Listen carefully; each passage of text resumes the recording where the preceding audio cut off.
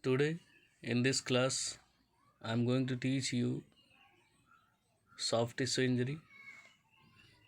So, first, the classification of soft tissue injury. Soft tissue injury are following type: contusion, strain, sprain, abrasion, bruise, and laceration. So, let us start with contusion. It is a muscles injury if a direct hit with or without any equipment can be the main cause of contusion. It can be occur due to minor accident to the skin, such as falling, bumping into something, being hit or kicked. It is a common injury in boxing, wrestling, and kabaddi. In this type of injury, blood vessels in the muscles are broken, and sometimes bleeding may occur in the muscles, which may cause bruise, stiffness, and swelling. Is common feature at the site of injury. The muscles are full of blood vessels that supply them with blood and oxygen. A bruise to a muscle is deeper than a subcutaneous contusion and it can be very painful.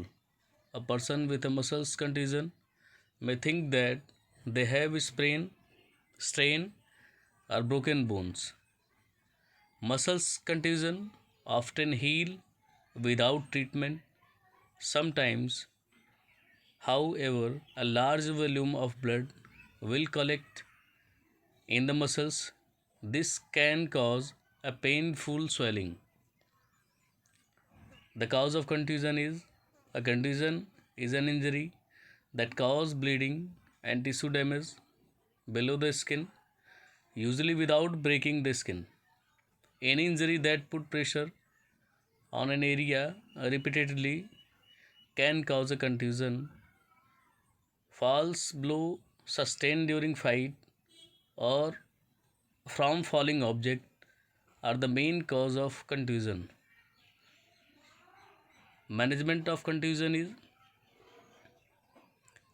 as soon as possible follow RICE.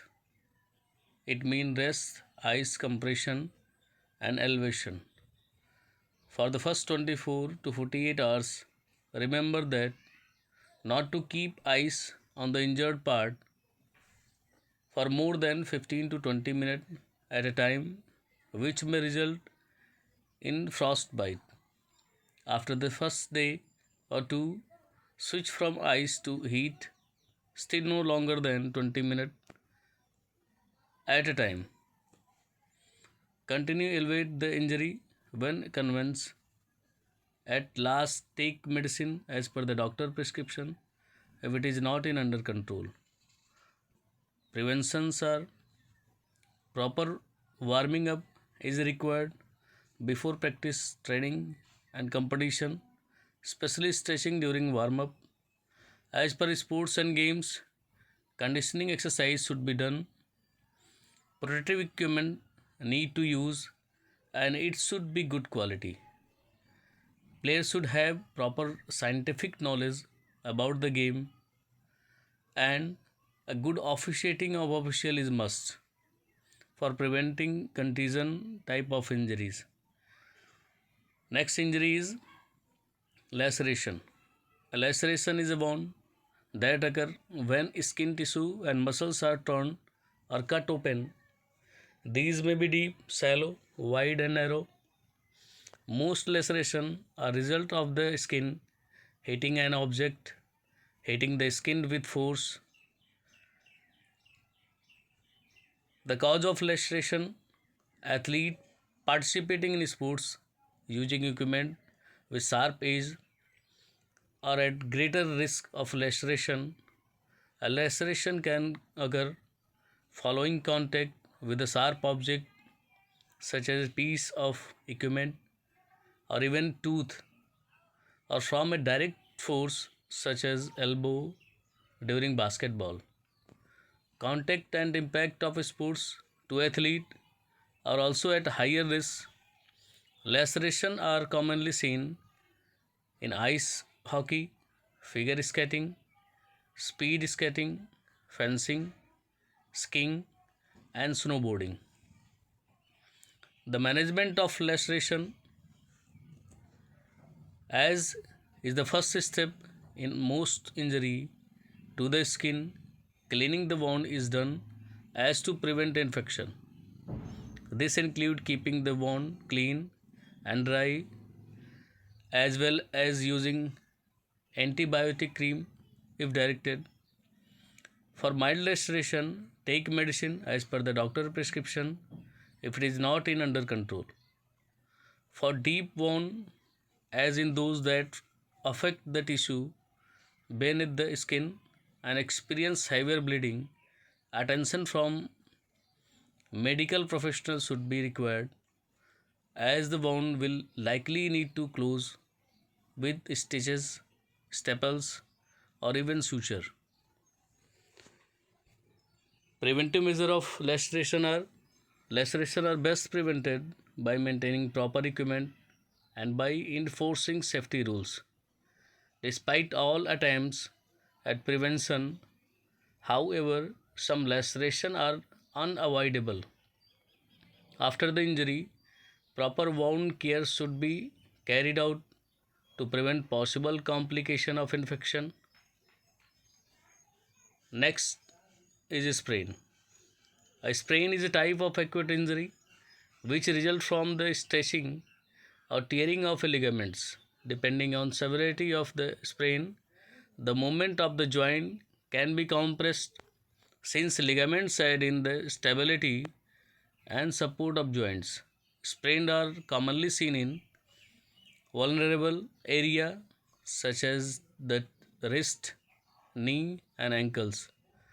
They can occur from movement such as falling on a outstretched hand or a twisting of the ankles or foot. Sprain can occur at any joint and result in the ligaments becoming stressed. A sprain can range from mild to severe. In several cases, the ligaments can actually rupture, causing tissue damage and complete instability of the joints. Strain are caused when too much force is applied on muscles. It also described in classified in grades. The first grade is only some of the fibers in the ligaments area are torn and the injured site is moderate, painful and swelling.